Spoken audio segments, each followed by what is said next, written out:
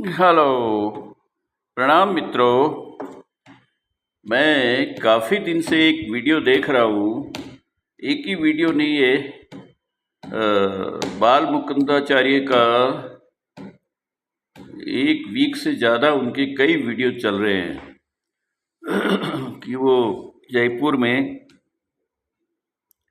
जो बांग्लादेशी रोहिंग्या घुसपैठिए आ गए हैं, उनका बड़ी मात्रा में यहाँ पे लीगल डॉक्यूमेंट्स बन रहे थे किसी ई मित्र में।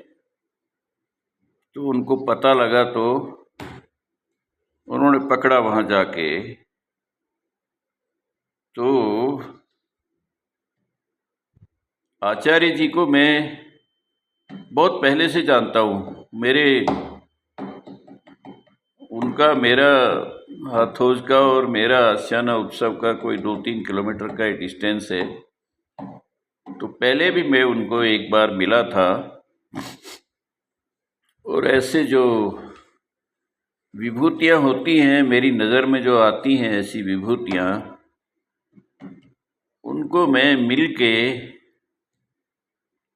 और उनका हार्दिक अभिनंदन करता हूँ कि और कुछ नहीं तो हम कम से कम उनको सम्मान तो दें, नहीं तो वो ये काम कैसे करेंगे। कम से कम उनकी उपेक्षा तो ना करें।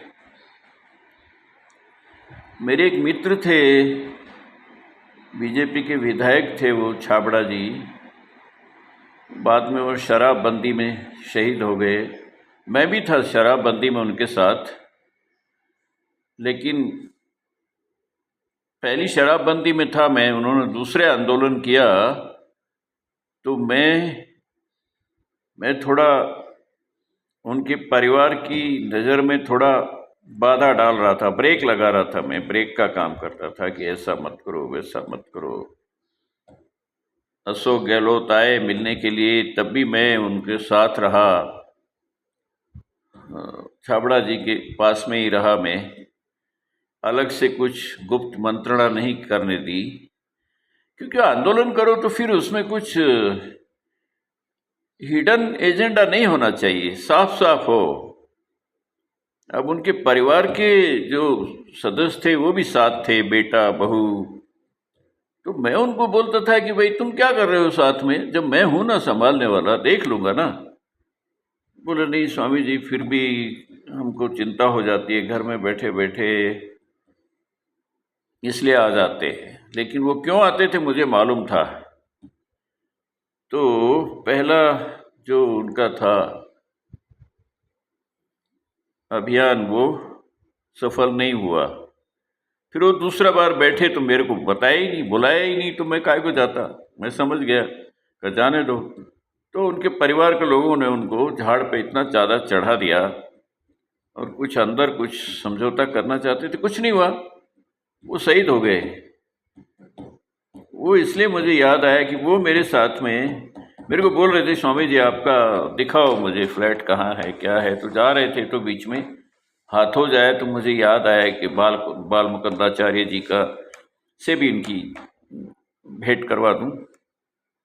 तो हम दोनों मिलने गए थे। बहुत अप्रिशिएट किया उनको, बहुत हार्दिक उन्होंने भी अब हार्दिक अभिनंदन किया। ऐसा ऐसा करके बात हुई। बोले आते रहा करो जा। बस फिर वो बाद में कहाँ आते जा रहने का, फिर वो राजस्थान छूट गया और मैं लोनावाला आ गया। तो आज जब उनका वीडियो देखा तो सारी बातें मुझे याद आ गई। तो मुझे दुख होता है, जयपुर में और भी विधायक हैं, लेकिन वो कुछ नहीं करते ऐसा काम।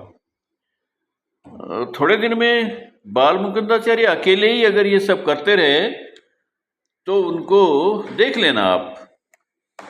परिणाम क्या होता है कि पार्टी में भी बदनाम कर देते हैं कुछ लोग।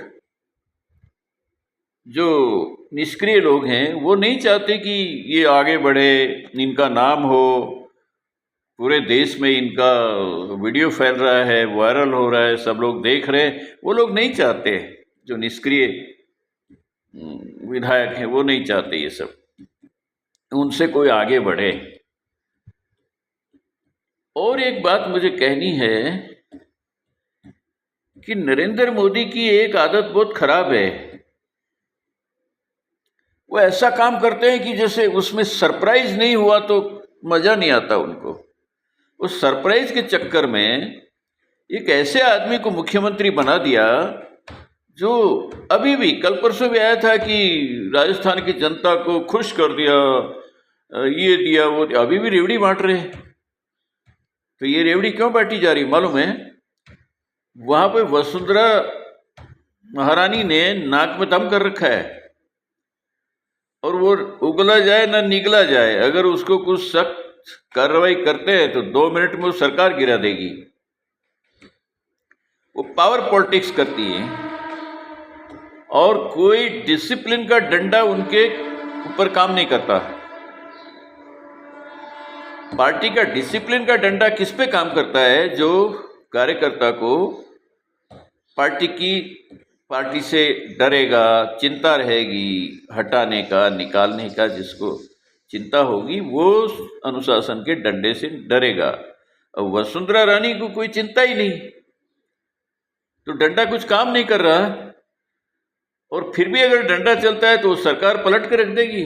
बैठे रहो, देखते रहो, फिर 4 साल वहां तैयार बैठा है अशोक गहलोत और ये भ्रष्ट कांग्रेसी। वो पूरा माफिया है। ये कांग्रेस कोई राजनीतिक दल नहीं रहा, एक बहुत बड़ा माफिया बन गया और उसका कोई राजस्थान में तोड़ निकाल नहीं सका, क्योंकि वहां की जनता एक अजीबोगरीब सोच है। बस उनको एक पट्टी पढ़ा दी कि बस रोटी पलटनी है, 5 साल इसको तवे पे चढ़ा कर रखो, 5 साल उसकी रोटी को तवे पे चढ़ा कर। और ये उनको मालूम ही नहीं है कि इनका अंडरग्राउंड मैकेनिज्म क्या काम कर रहा है। अशोक गहलोत को वसुंधरा बचा देती है, वसुंधरा को अशोक गहलोत। और पब्लिक इतनी मूर्ख है राजस्थानी, मैं राजस्थानी हूं लेकिन फिर भी मैं बोलता हूं कि वहां की पब्लिक इतनी मूर्ख है कि राजनीतिक चालबाजियों को देखिए। अभी क्या चल रहा है? डाल डाल तू पात पात में डाल डाल का वो खेल चल रहा है। तो इन भ्रष्ट और निकम्मे और नाकारा तथाकथित नेता कहलाने वाले लोगों से राजनीतिक लोगों को, जनता को ये डाल डाल रहे हैं, तो जनता को पात पात होना पड़ेगा। इतनी समझ होनी चाहिए, इतनी समझ इनमें है नहीं। एक पौवा दे दिया और जरा कंधे पे हाथ रख दिया कि बस नेताजी मेरे हो गए। अरे ये किसी के नहीं है। ये जो लोग हैं ये न तेरे हैं न मेरे हैं, सिर्फ अपने स्वार्थ के हैं। अब देखिए ये काम कितना करते हैं, आटे में नमक कितना डालते हैं ना, इतना % काम करते हैं। और बाकी टाइम क्या करते हैं? मेल मिलाप करते हैं, उठना बैठना करते हैं, रसूखदारी करते हैं। कौन सा नेता नहीं पट रहा उसको पटाते हैं, कौन बड़ा अधिकारी नहीं पट रहा उसको कैसे पटाएं, किसके थ्रू पटाएं, उसकी चाबी ढूंढते हैं, उसका आदमी कौन है, उसको बहलाने वाला, उससे पूछते हैं कैसे क्या।